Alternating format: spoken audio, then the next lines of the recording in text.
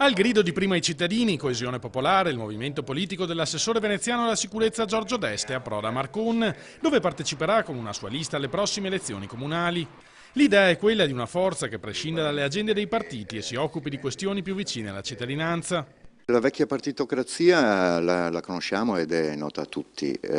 Visto il risultato che ha ottenuto anche Coesione Popolare nel Comune di Venezia, ha pensato bene di continuare a crescere, di essere vicino al cittadino, proprio per rispondere a quello che è il problema soprattutto quotidiano. La segnalazione stradale, il miglioramento di quello che può essere la funzionalità delle conciliazione vita-lavoro all'interno di quello che sono i cicli normali delle famiglie. La trentina di attivisti presenti in paese da qualche giorno ha anche una sede al piano superiore dell'edificio dell'ULSS in Viale San Marco. Sarà il luogo, spiegano, dove ogni cittadino potrà venire a riferire le proprie lamentele, a proporre idee e suggerimenti utili alla crescita della comunità.